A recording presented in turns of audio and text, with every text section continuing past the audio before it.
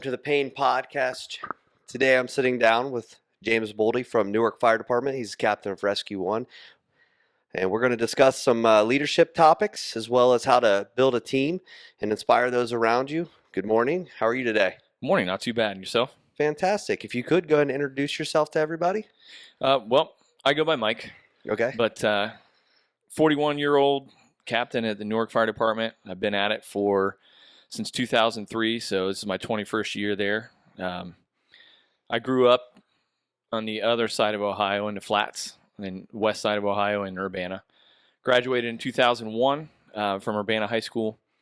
Went on to Hawken College, where I got an associate's in fire science and emergency services in 2003. Same year I got hired at Newark, and that's who I am as a whole. I live here in the city, have 5 kids and a fiance, all of which are in the Newark City school system. I got 4 at the high school this year and 1 in middle school. My Lord, that sounds stressful. I have 4, but 2 are grown adults and on their own, so I can't imagine 4 being in high school. Yeah, it's pretty rough. We now have 3 drivers, just picked up another driver, and then 1 is getting ready to go to college, and he's going actually back near my hometown in Wittenberg is where he's going to be going. So he's committed for the fall, and it's the whole transition that we have going on is absolutely a handful. Now that sounds expensive. That's insurance, cars, gas, maintenance on a lot of vehicles. Absolutely. It's a fleet. Yeah. Is how I like to look at Yeah, it. you got to get one of those fleet business cards just for fuel expenses, write it off on taxes. That's not a bad idea. I mean, look at that. So you said you're from, the Wittenberg area, you called it the Flats. What brought you to Newark? Well, when I was in college, so my first year we lived in the dorms. I lived in the dorms with a whole bunch of fire and police guys, in our hallway. So 5 of us, myself and 4 others, got together the next year, our second year, and ended up renting a house in Nelsonville, which is where Hawken College is located. So we rented a house there, and basically as we were looking for fire jobs, we just carpooled around and took tests. At that time, the fire service was a very different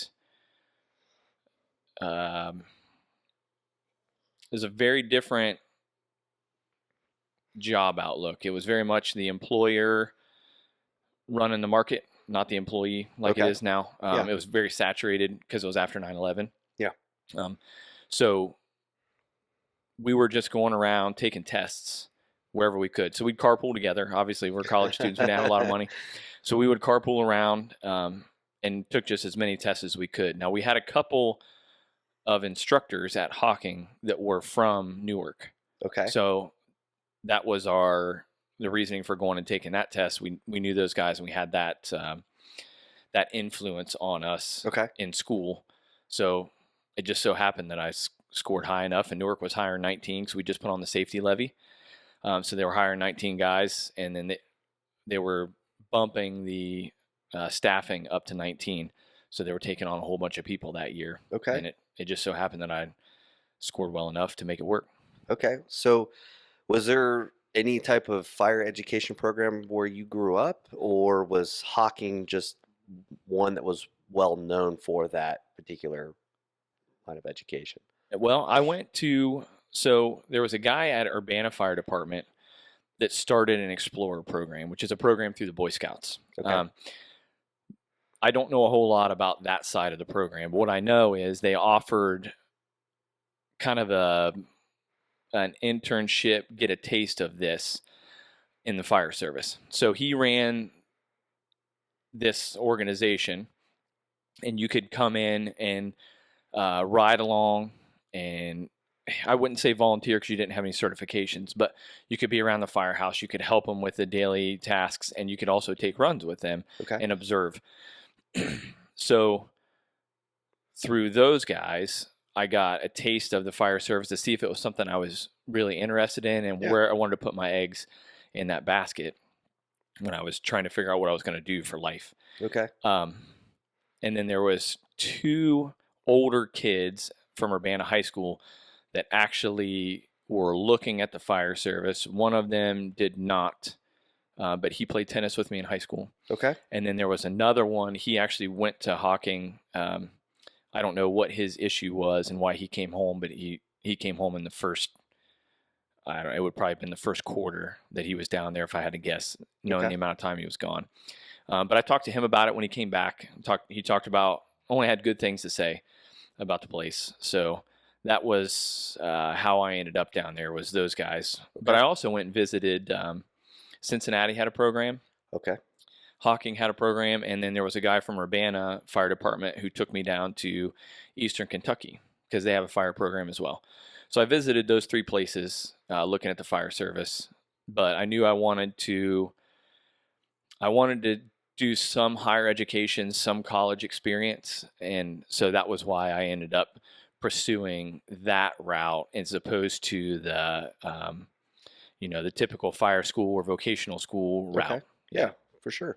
So you said there was some influences that you had in Hocking that were from Newark that taught you. What was it that really drew your attention to the city of Newark? Well, so all the instructors we had there, we had some guys from Columbus, there were some guys from Lancaster, there were some guys from Athens, and there were some guys from Newark. Those are the ones I remember. There may have been guys, there was another guy from Logan. Those are the places I recall them being from. What I liked about the guys from Newark was they were knowledgeable but laid back. Okay. So when we were doing stuff, they were never the instructors that were just, are we allowed to cuss? Okay. They were never the instructors that were up your ass Okay. or being assholes as a whole, but they had a standard that they expected. They told you when you were wrong. Yeah. But they also had a way of, I wouldn't even say they outwardly praised people, Okay. but you knew when you did well. Okay. Because of the nod that they would give you, and it was different and it felt earned.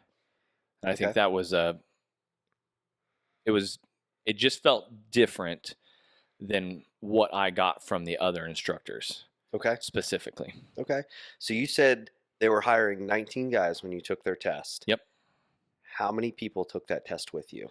I don't know the number, but I know it was Newark High School's auditorium before it was renovated. It's been renovated since. And when we went in there, they had the old little flip down desks. So you went in the auditorium and it had the little flip up, fold down desk. And that was where you took your test. And I looked in that auditorium and it was full. Oh, wow. Like full. I would guess anywhere between 200 and 400 people. Okay. So the odds of getting that job were about 1 in 20. Yeah. Yeah. You Somewhere had a pretty low chance, Yeah. statistically speaking. I remember walking in thinking, well, at least this is going to be a good experience. Yeah, right. It's good practice and we'll move on. Yeah. And it was because there was so many people there. It was just so different than the landscape now. Yeah, absolutely. I was going to say, I know everywhere, even Columbus right now, it's like we need people and we can't get people to show up. And they've never had that problem, at least not since I've been in the fire service. Right. Yeah. It's the landscape has changed tremendously. And I know it's a problem that's being discussed even at the state level. Yeah. Attendance in just standard fire schools as a whole, and the guys are taken in, but departments and just hiring and retaining individuals is so difficult. Yeah. Are you the first member of your family to be in the fire service? Professionally, yes. My dad did a super short stint, which I did not know about until I decided I was going to go the fire service route. He did like a little stint in the volunteer department in my birth town, which was in Londonderry, Ohio. So down near Chillicothe, outside of Chillicothe. That's where my family is from, that Londonderry, Chillicothe area. Okay. So he did a short stint, but no, he didn't even have any certifications. I think he was an ambulance driver, is what he was doing, and that was about it. And it lasted like a very, very short time. I don't blame Yeah, you. that's fair. So technically, I know a lot of people get into it because they grew up in the firehouse. Their dad was a fireman, or their uncle, or somebody in the family. So essentially, you're the pioneer in your family to venture into the public safety sector on the fire side of things. So when you got the offer from Newark, I mean, do you remember when you got your offer? I remember being in the Chiefs interview, and then getting a conditional offer, like the letter from that. That's what I remember. I remember taking the test. I remember, my first time in Newark was to drop off my application. My second time was to take the written test, and my third time was to take the physical test, which we did at Newark Catholic at the time. And then I came back subsequently for interviews and that stuff, the Chiefs interview, but I remember being in, I believe it was the safety director, James Dean, and then the chief, which was Jack Stickrat at the time, and I think the mayor, Frank Stair, was there, which is a funny connection because my oldest son, actually played basketball with Frank Stair's grandson. Oh, okay. Yeah, so they've been in school together and played sports together as they've grown up, which was a connection I made later. Yeah. But so I remember getting that conditional offer from them and walking out, and it's one of those moments that was surreal. And I was so young at the time. I was 20. I had no idea what was going on. It was like, all right, well, I guess I'm just gonna. This is what's gonna happen. I got a gig, and we're gonna make it move forward. Yeah. No, that's great. So what was it like as the new guy? Because you said you've been there for 20 plus years now, which frightens me because I got a long time to go still. And, I look at the guys that don't have as much time to go, and, I'm trying to get as much from, our senior guys before they can retire. What was it like when you started as the new guy? Well, so my probationary year was interesting. So I got hired in 2003 in January, and I was still in school at Hawking at the time. So I worked on Saturdays. That was how my schedule was. I worked every Saturday while I was in school because I had to be in school during the week. Yeah. So I got to use our tuition reimbursement. Okay. And that paid for the last bit of my college. Okay. Which was wonderful as a kid. Oh, absolutely. It was a perk that I had no idea I was even going to get. Yeah. So the Chiefs and the front office took care of me in that. Like I said, I literally had no idea. So they finished putting me through paramedic school, and I just worked every Saturday. So as the new guy, it was interesting because I never had a standard crew I worked with. I was never on 1 unit, 2 unit, or 3 unit. Okay. I was on Saturdays. So I worked until I graduated medic school, which would have been August or September, I think, is when I took my national registry of 2003. So then after I got done with that, I got assigned to 2 unit, and that was where I spent the beginning of my career, was on 2 unit. So then I was there for about 4 months before my probation ran up then in January. Okay.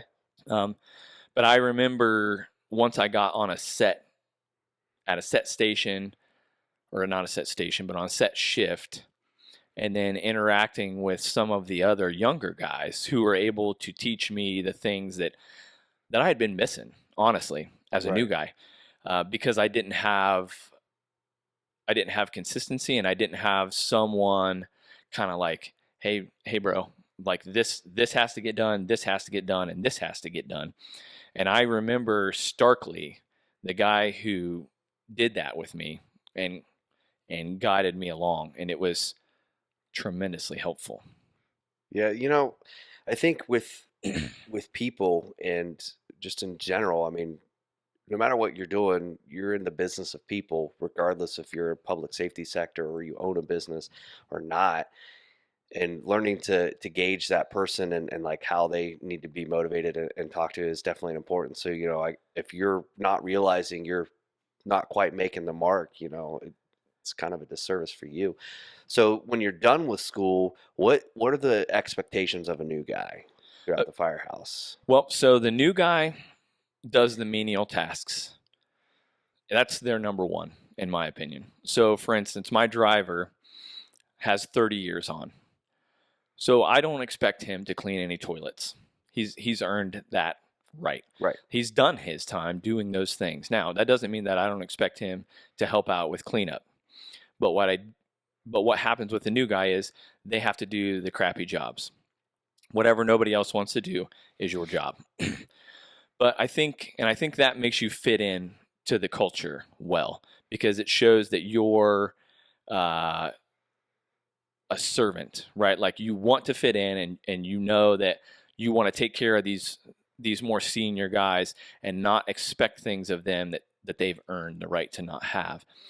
And I think that makes them fit into the culture well. But I think for me, what I want to see most, or what I want in my expectation from a new guy, is I want them to be hungry to learn and get better. And when I say learn and get better, I mean learn and get better at every aspect of our job. That can be from how to mop effectively, right? Like that's what nobody talks about. Everybody talks about the fire service, and you think that you're going to be pulling people out of buildings and saving lives all day. And like I do, that is such a minority of what we do. I think I've mopped more floors than I've fought house fires. Oh, 100%. Probably in like a week. Yeah, probably in a week. And we fight a lot of fire too. Absolutely. So it's just, and I think, so for a new guy, aiming to improve and be the best that you can be at whatever is asked of you is the key. And our job entails such a wide breadth of things. We can go from mopping floors and cleaning toilets to a PR where we're teaching kids to stop, drop, and roll and what to do when their smoke detector goes off, to a cardiac arrest in that same room because a teacher peels off in the back while they're standing there, to a gas leak, to a house fire, to a cat in a tree, to technical rescues where we get somebody in a ditch that's caved in on them, or we get somebody stuck in the river. The breadth of knowledge that is expected of us is tremendous. And what we always joke about in the truck is, don't know what to do? Call the fire department. Isn't that the truth? Yeah, and so this giant breadth of things that is expected of a new guy and a kid, like myself included, when I got hired, heck, how many of them have driven in Columbus rush hour traffic? And now we're going to put them in the driver's seat of a medic and ask them to drive to a trauma center because it's raining and the helicopters aren't flying. And just that alone, navigating to a place you don't know and making that happen is so much expectation of a 19 to 25-year-old young adult or child. Yeah, especially really, when they're used to driving like a Honda Civic, and you're like, "Oh, you're going to drive this Ford F550 with a giant box on the back." Right, with all my loved ones riding in the back, working without a seatbelt on because they're taking care of a patient, and it is a tremendous responsibility that is something that these new guys don't think about and or know. And I say that lovingly because I was there, and I get it. And so we ask they think that I need to make sure that they know how to run a hose and how to drag somebody out of a building. And probably more than likely, the scenario we just talked about them having to drive our truck somewhere like that is more prevalent than the fire scenario. Yeah, absolutely. You talked about the mopping floors, and it's actually surprising how many people don't know how to mop a floor. But True that. I feel like, you know, and I don't know the correct words to use for it, but there's hidden meaning behind everything that happens in the fire service. It is a brotherhood, and it's one of those things like you can mess that up and you will get branded, and that will follow you throughout your entire career, or you do a good job and that will follow you as well. And I feel like oftentimes, it's not about mopping the floor and cleaning the toilets. Like that's just a surface. The reality of it really is you're earning that respect because, like you said, we pull up to this house fire. You and I are expected to have each other's back to make sure that each of us go home to our family that night. But if you half-ass mopping the floor and you have a I don't give a shit attitude, are you gonna give a shit when it's time to like actually do our job? So I really think a lot of those petty things that you would think, you know, mm, I got in a little bit older, so it wasn't, to me, it wasn't like I was 19 years old, like this is dumb. As an older person, like, okay, that makes sense to me. And I think a lot of the younger people, maybe feel like they're being singled out or like this isn't fair, but they miss the message of like, you're showing the guys that have been here that you want it, that you're going to be there when it really matters. If you can't mop the floor when it doesn't matter, are you going to show up when it does matter? Yep, 100%. And it's funny, like I'll give you a little anecdote on the mopping the floor thing. Just the other night at work, we had an argument that we solved by a time trial of mopping techniques. Hmm. And you're absolutely right. It's one of those things where a senior guy sees you going down the hallway with the mop the wrong way. And how do you take his direction in that moment? Are you going to hear him, take in his knowledge, learn and grow? Or are you just going to be a stubborn, bullheaded young man who knows everything, right? Yeah. And so, but that senior guy is going to gauge how much effort he puts into you by your willingness to receive him Yeah. as a whole. And you're absolutely right. And we're talking about menial things that people don't really realize, and how that hierarchy and that structure and that culture work. And what you said is spot on for showing your care and your buy-in Yeah. to the program. Your buy-in to come into my family.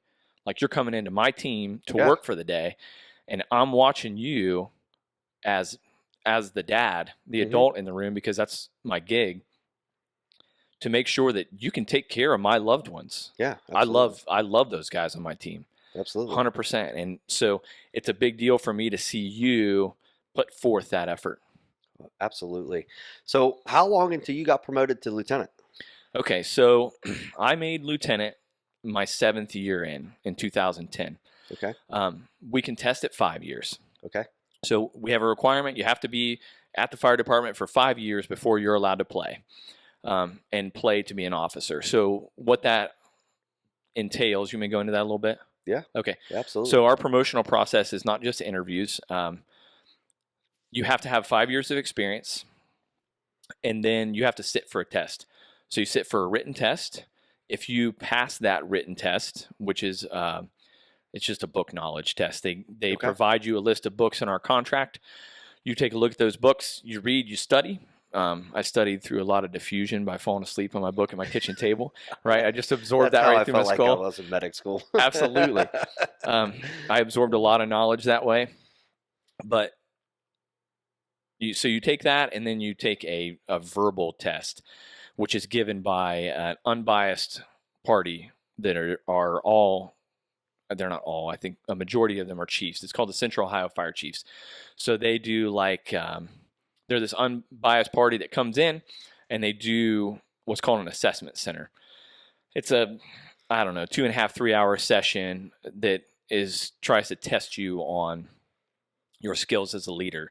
There's fire scenarios, there are disciplinary scenarios, there are just basic administrative tasks that will be expected at your level, whatever level you're testing Okay. for. And so that's what you do. And that's how that process works. But you can't do that until 5 years. So when my first opportunity rolled around, I thought about it, but I was not prepared, like Okay. mentally. So I knew for myself that it wasn't the time for me. But I did start studying Okay. because I had thought to myself, I may be interested. Okay. So I'm going to start to prepare because I knew what those books were going to be. Yeah. So I wanted to start taking that knowledge in. I think that list is like 5 to 7 books. So it's a pretty large That's amount a lot of of information. Yeah, that's a lot. Yeah. So I started knowing that the next cycle I may be interested. Okay.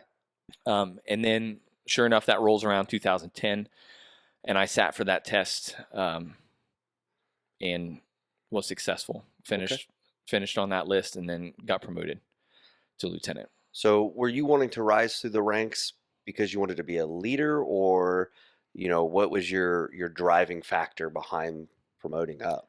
Well, so what I wanted to do, and what I've always wanted to do to be that, and what I formulated was I wanted to have the best crew at our fire department, period. Functionality wise. So I wanted us to show up and everybody to have that collective sigh of relief because, all right, their team is here and they are going to be able to take care of this problem, whatever that may be.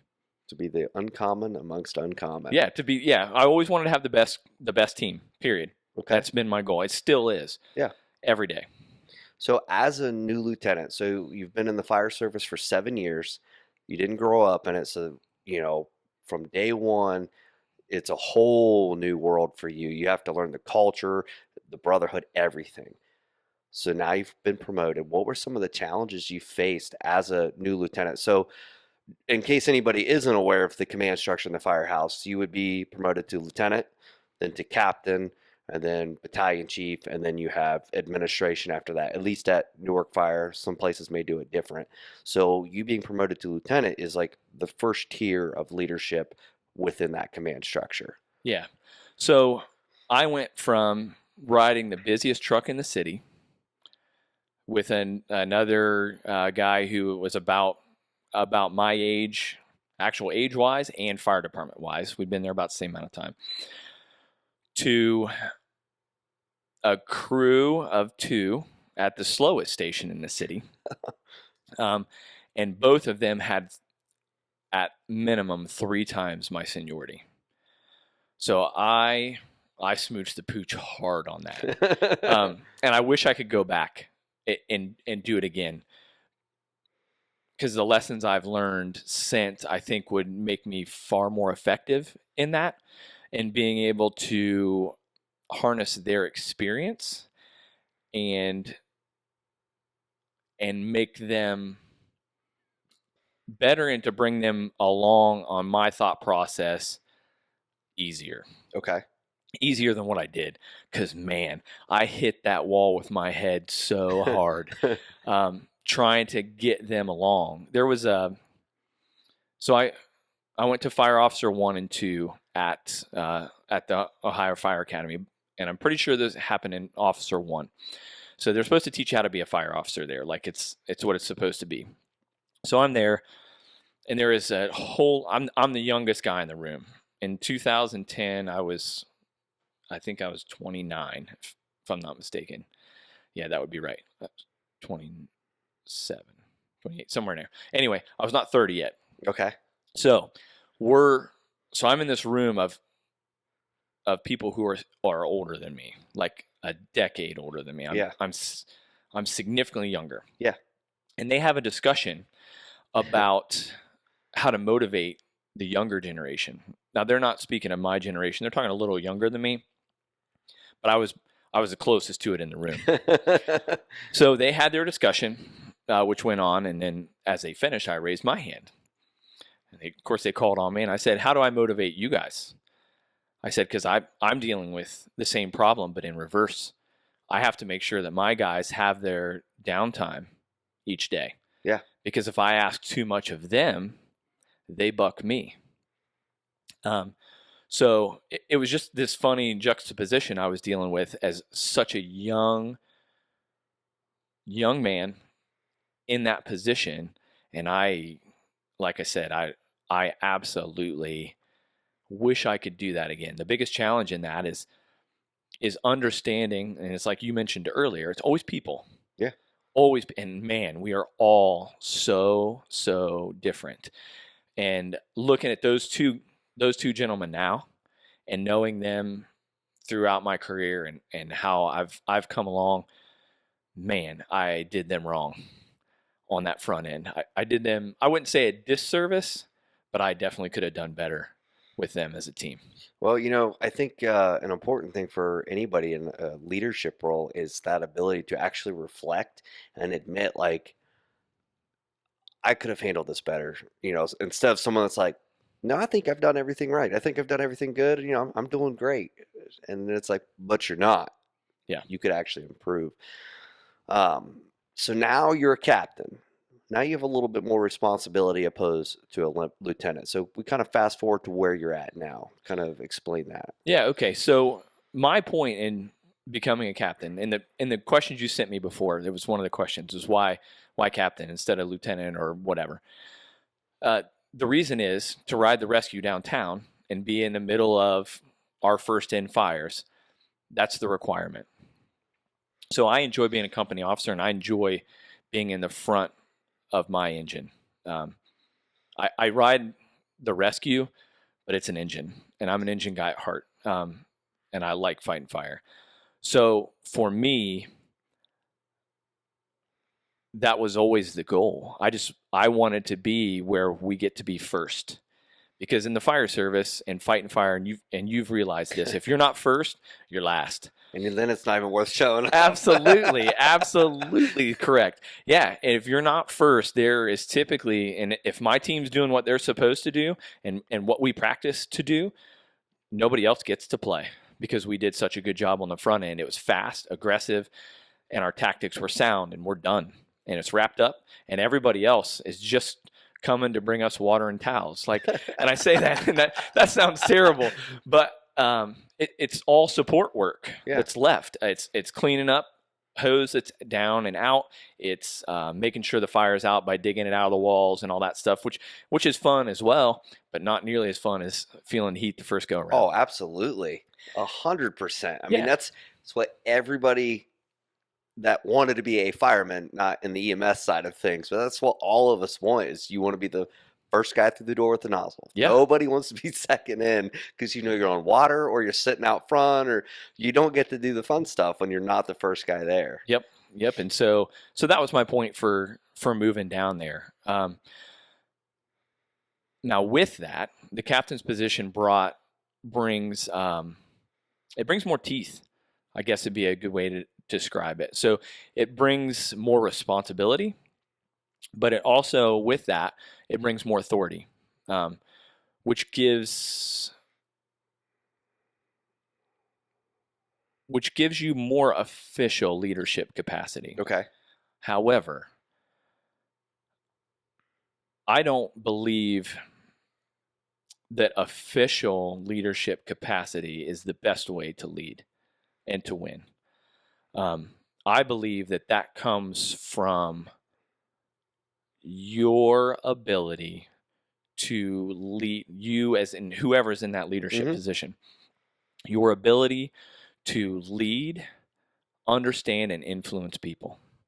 And when I say that, I don't mean manipulate people. I mean influence them to be their best. Yeah, absolutely. Whatever their best is, and whatever is best for you is different than for me, which is different than my backseat guy, which is different than my medic. It's different, but you have to.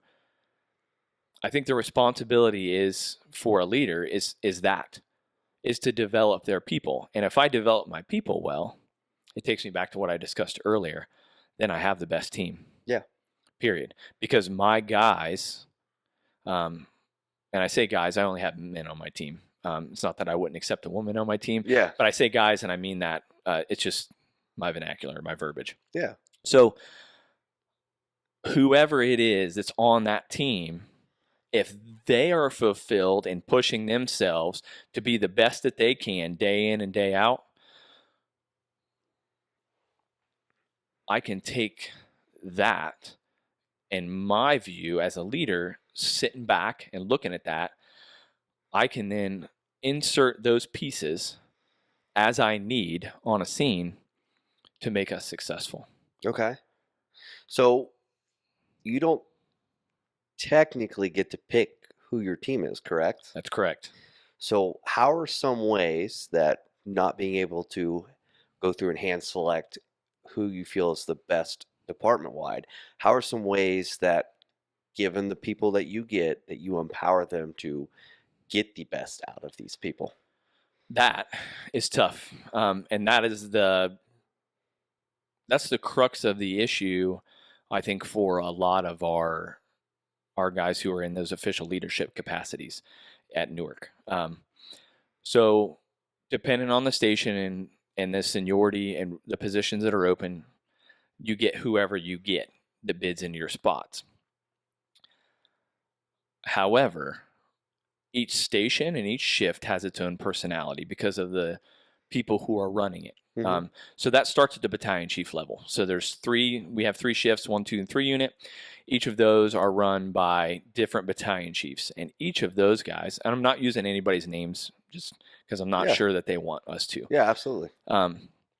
So each of those guys has a different personality, and they run their shifts accordingly, much like a family, and gets run by its patriarch and matriarch in their way. Yeah. And so each shift has its own personality and will attract that personality of person. And then within each one of those shifts, or the unit days, 1, 2, and 3 unit, there are also our station assignments. So you're at station 5, I'm at station 1. We're both on 1 unit. So we both work for our chief, who's his personality, but then your station's personality is different than mine because of the leader at your house, Mhm. versus the leader at my house, which is me. So I think by the way we train, the expectations of each station, the daily workload attracts certain individuals to certain places. And I think the best way to do that and to attract the people that you're looking for are by leading and expecting what you want from your team. Okay. So if I would never ask my guys to do anything that I wouldn't do ever. So my point is, if I'm doing what I'm doing and living up to my expectations and pressing my guys to do the same thing, then the outside person who bids into a spot that's maybe open is going to maybe not gravitate to my station if it doesn't fit their lifestyle or their values or whatever. Mhm. Like if they don't want to take a whole bunch of runs, they're not going to come to station 1. If they don't want to train, they're not going to come to station 1. If they don't want to work out and have that expectation every day, they're not going to come to station 1 because they know that that is going to be my expectation at station 1 and what I'm going to push them towards. So they may gravitate somewhere else to a different leader, or it could just be they don't like my personality, which is okay as well. I mean, we all have our own. Yeah. And so however they fit, or they may look at, they may not like my medic crew. They may not, for whatever reason. And so they don't want to ride with them. So they're not going to bid down there. But I think the best way to select or have a selection of who is coming into my station is by creating an environment that is the environment that I want. Yeah. And then, like, for instance, if you don't like the heat, you're probably not going to move somewhere around the equator. Right. And if you don't like the cold, you're probably not going to move to Greenland. Right. So if we create an environment that is what we want, then only people who want to be in that environment are going to come Okay. to that environment. Does that make sense? That answer your question? Yeah, absolutely. So it kind of sounds to me, you've obviously said you would never ask them to do anything that you wouldn't. So when you're at work and you're on duty, you're not just the guy that's like, you guys need to work out, you need to train, you need to do this. And you're like, and by the way, I'm going to sit here and drink my coffee and eat donuts, but you guys need to do that. You're like, It is 8:10, and we started shift at 8 o'clock. It's time to start training. We're going to do this, this, and this. And you're leading from the front. You're not in the back saying, come on, let's go. You're what a true leader is, where they're up front and they're doing it themselves, which then, everybody else is like, well, shit, he's doing it. So I should probably also be doing the same thing. And, I think it's very obvious. A new guy, would they know right away? No. But somebody that's been there for a while, absolutely. I've always guessed, I've pretty much known from day one that, we all know that downtown is the busiest, but I've known since I've met you, I could kind of just tell in general that, to kind of relate to like Kobe Bryant, like that Mamba mentality, like when you're at work, this is the real deal. Like it doesn't matter. You take it's serious, and it has to be. It really does. And I feel like that's kind of how you lead your people is you take what you do seriously, and you're here to do the best possible thing you have to do. And if that means that you hurt somebody's feelings, then tough shit, get the fuck over it. You know, we as a department, well, not just a department, but as a culture, I feel like a lot of, because there is a lot of bantering and stuff. I think a lot of that is to kind of help deal with the shit that we do see, because we could work a baby in cardiac arrest and have to tell the mom that your baby's dead, or pull a toddler out of a car who's dead, or pull somebody from a burning building. I mean, what we can see in 24 hours, most people never see in their entire life. And we're expected to go to the next call and to the next one and the next one. So, you having that, like, first off, keep them busy because it keeps your mind busy. And then same thing, like you're wanting your guys to be the best. Like you said, when they show up, like get the fuck out of their way. You're either keeping up or get the fuck out of the way, because I'm going to run you over. Um, so with what you're saying, you creating that, you have created that culture. How did you create that culture to begin with? Because if as a new captain, you've been the captain for a while, so now that already exists to where if you're not trying to be up to those standards, you need a bit of an outstation, because you're not going to like it. So initially, how would you have created that culture? I mean, obviously you would have had to lead from the front, but I guarantee you probably had some kickback just from the outstations listening. I do know that there are other people that like that alpha personality off-puts beta personalities. They are kind of intimidated by that, and therefore they tend to stay away from somebody with a mindset like yours. Yeah, well, to to to go back to part of what you said, I messed up with the telling you how I feel about it and setting expectations to start. We talked about learning that as a new guy when someone did that with me. But then when I originally became an officer and stepped into that actual leader role, I tried to lead through having everyone be my friend. So trying to be likable. And what I missed in that was being able to be honest and true to how I felt about it, because I was too worried about hurting your feelings. Mm-hmm. And what I've since realized is that it's not hurting your feelings, it's caring for you. Yeah. So I need you to be able to do what I need you to be able to do. And it's not telling you that you're doing it wrong. That's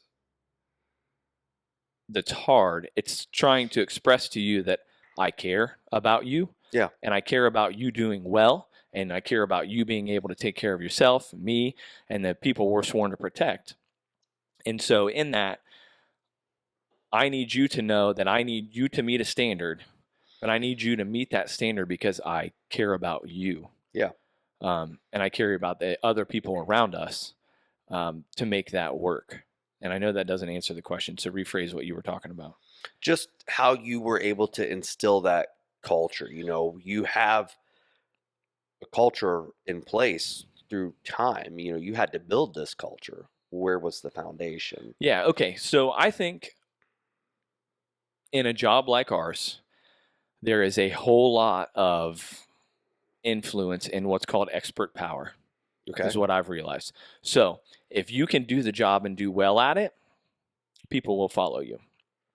That you can do that from your position as a lower member in seniority, as a firefighter, paramedic, riding the medic, and I can do it from my position in the front of the fire truck. But it's expert power, I feel, that wields the most strength in what we do. So when I say expert power, if you do our job extremely well and you're tested and everyone sees you do well, Mm-hmm. once, twice, 3 times, for every time you do that, you're building leadership capital every time. And so as you're in these situations and you are successful, and you're in this situation and you're successful, and you're in this situation and maybe you're not successful, but you learned a lesson and you moved forward and grew from it. Yeah. That builds this expert power or leadership capital in everyone's eyes. So as you become battle tested, if you will, Mm-hmm. it allows you more leadership capital, which gives you more pull and influence. And then with that pull and influence, you get more people who will listen to you and take your direction. There are people in leadership positions who, what I say is you have to respect their shirt. Okay, so because my shirt says captain on it, I'm the boss, and I have to be afforded a certain amount of respect Right. for that. If not, my teeth are going to cause you a problem. Does that make sense? Yeah, absolutely. Yeah. So I could lead that way, but it wouldn't be successful. No, absolutely not. I wouldn't get what I want. So in that, what I have to do is build my expert capital. Now, I've been lucky enough to do that over several years, and I've been surrounded by some damn good people who have made me look good, and that has built my leadership capital. For instance, when I ended up going downtown, which is where I wanted to go and why I took the captain's position anyway, because I went from lieutenant to this. When I was lieutenant, I was on the slowest engine in the city. Then I ended up getting stuffed in the office for a decent amount of time as an administrator, and then came out, ended up on engine 3, and then finally got to move to Rescue 1 to where I am now, and I plan on retiring from 8 to 13 years down the road. All right. Well, I'll get some time with you then. Yeah. So, but when I went downtown, I ended up with the best nozzle guy I've ever worked with, ever, hands down. And that made me look really good. I could screw up, and he handled his business. And even if I screwed something up, he was rock solid. And so in that, I had this built-in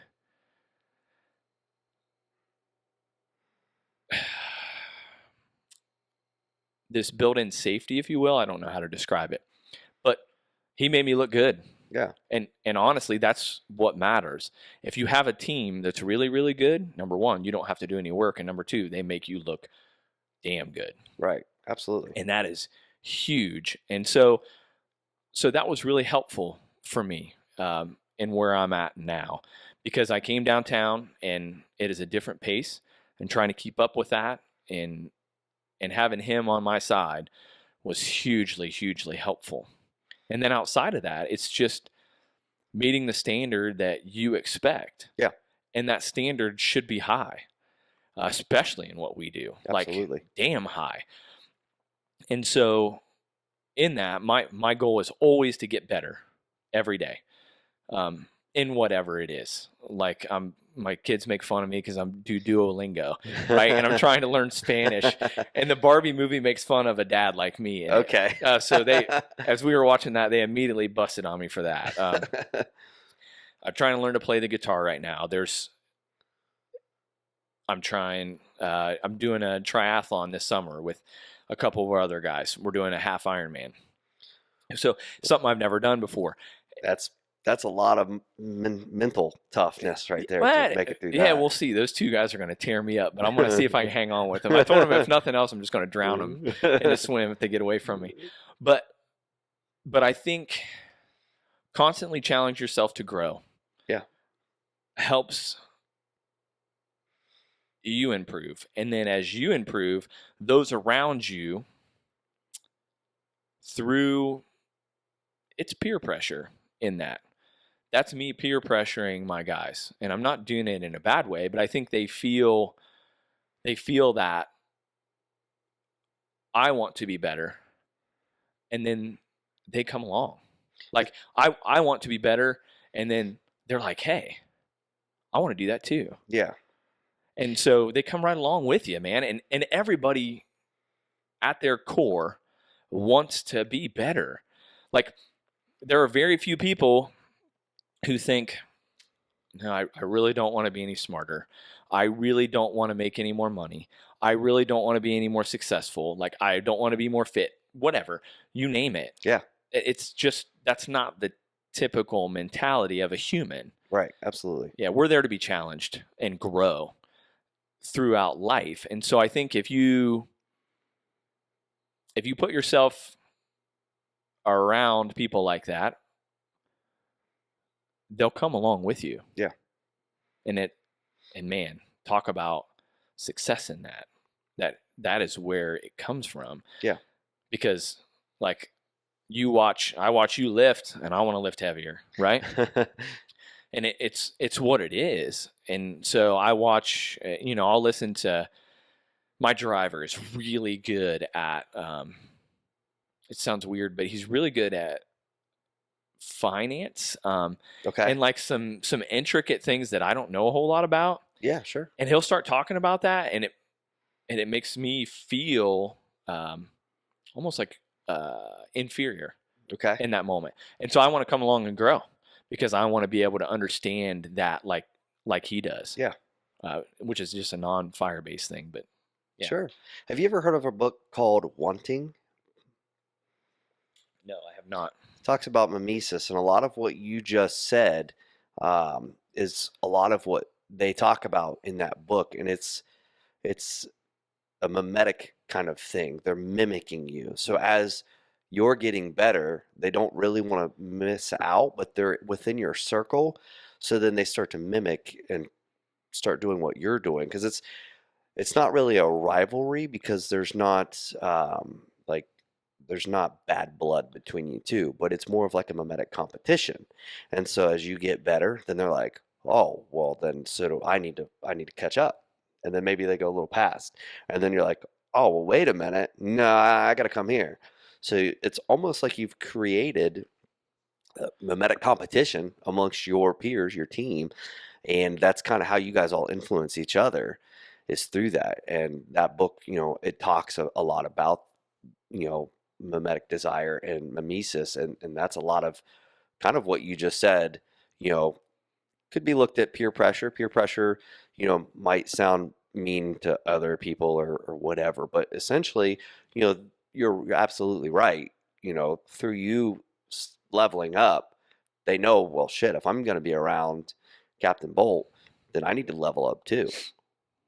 And, everybody else is also like on that same path. You've created an atmosphere around you and in your station of the elite, the uncommon amongst uncommon. So if you're going to be at this station, you need to be at our level, or you got to go. You're just not going to fit in. And I hope that's where we're at. I hope as my guys listen to us talk and they take that time, I hope they hear that.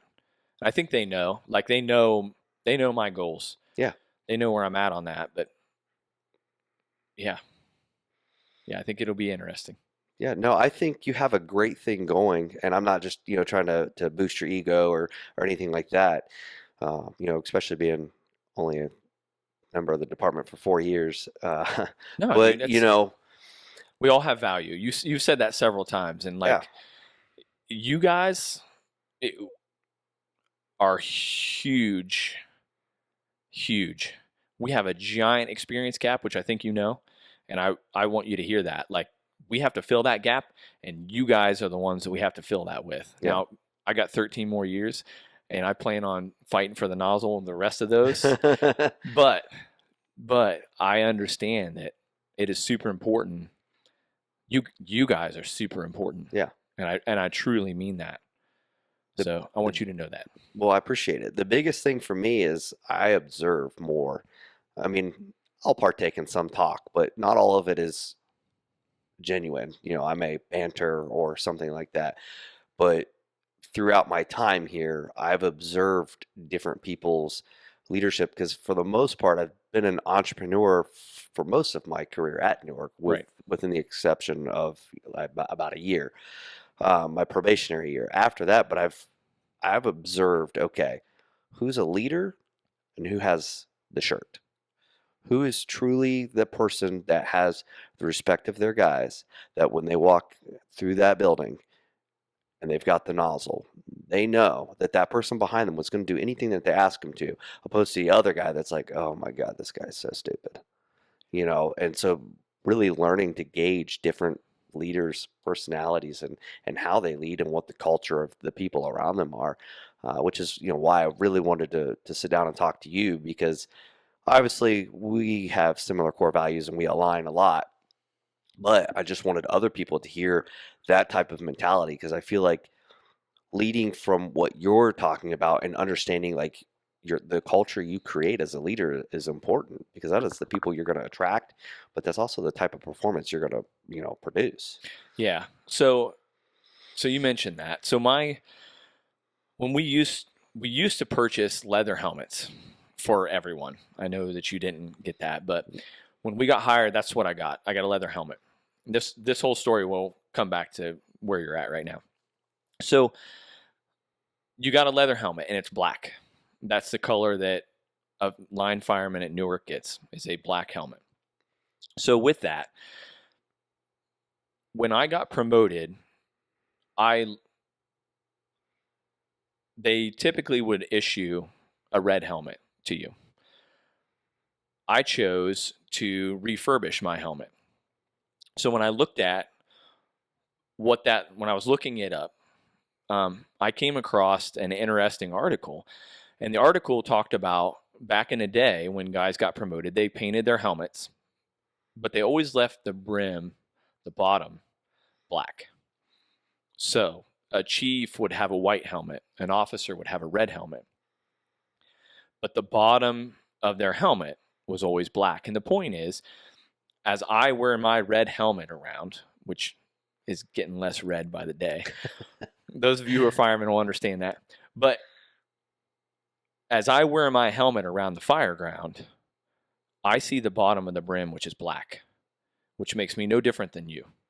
And the reminder in that article talked about not forgetting where you came from, remembering that you're no better than every other man that stands around you in that. So I painted mine and left the bottom black. I never heard of that, but that is awesome. Yeah. So that helmet is currently in my basement because our physical resources chief made me get rid of it because it finally went out of date. But I fought that. I probably kept it a little longer than I should have. Because for me, there's so much in that. So when I introduce myself to people when they walk in the station, it's always Mike. It's not Captain anything, because I feel I don't want to be any better than you are in that. Like, you're Kip and I'm Mike. Yeah. It is what it is. I may have to do something uncomfortable with you. If something stupid happens or whatever, I don't think that you're going to do that. That's not what I'm saying. But shit happens, though. That's part of my gig. I may have to do that, but I don't want to. And by no means do I look at myself as any better than you. Yeah. And I think that is helpful for me. I don't typically like wearing a shirt that's got collar brass on it. I like to wear a t-shirt. I have noticed. Yeah. And I do that because that's how I'm comfortable, because I don't want to be any different than my team. Yeah. I don't want to be any different than any of you guys. I like being a fireman. Like, love it. Yeah. I absolutely love fighting fire. I don't get the nozzle anymore, and that pisses me off. I sit in behind him and I feed him hose, and he really gets to get after it, right? Like, and I say he because he's my backseat guy. But in the end, I think that is helpful, and I think that's a little bit of humility, and not thinking that I'm better than anybody, and I don't think that at all.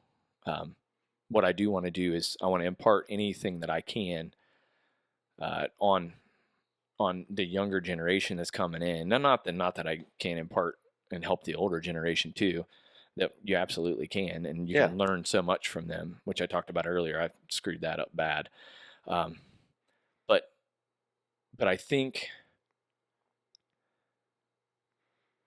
doing that and processing, I in the past year, I got saddled with onboarding for our new hires. That's my new gig outside of my typical emergency response responsibilities. So when we hire new guys, I'm the first face that they get a taste of for 2 weeks.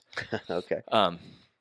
So in that, all I want to do is prepare them to take care of you, and to take care of me, and to take care of my backseat guy and his extension, which is his wife and 2 kids. Yeah. And my medic guys, which is his wife and 3 kids and his dog, right? Because and there is so much responsibility in that. But the cool part is I get to be the first person that touches them. Yeah. In a way that I didn't get to with you. I wasn't in that position yet. Yeah. And to be able to kind of form them and mold them a little bit, man, I wish I had longer. Yeah. But I don't, unfortunately. It's just what it is. Yeah. But the first thing that I send them before they even come to work with us, so they'll get an email from our deputy chief, and then they get an email from me.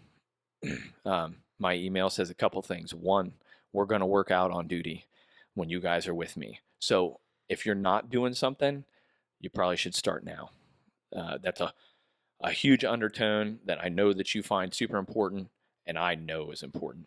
But besides that, like, I send them 2 videos. One is a guy named Gordon Graham. It's old and hokey, but it's a YouTube video, and he talks about low frequency, high risk, time dependent events, which are the most dangerous for us. Mm-hmm. I send them that, and I send them a guy named Ray McCormick, and he does a speech at FDIC in the mid 2000s, a speech that ruffled a lot of feathers, because he talks about our responsibility as firemen to the public and how that's supposed to look. Both of those are what I send to set a tone for those individuals who are coming to our organization. Because what I want them to understand is our job is serious. Absolutely. And dangerous. And it is your responsibility to challenge yourself day in and day out to improve, so that you, as an individual, will add to our response capabilities. And it is hugely important to get that across. Yeah, I agree 100%. Well, that is all the time that we have for today. So if there's any advice that you would like to give before we go, but that'll be wrapping it up right there. Okay. What I will leave with is this: make yourself better every day. And I don't care what that is in. You choose. It's got to be important to you, but make yourself better in some way every single day. Those are words to live by for sure. Well, thanks for tuning in, and keep looking out for the next one. Thank you, guys.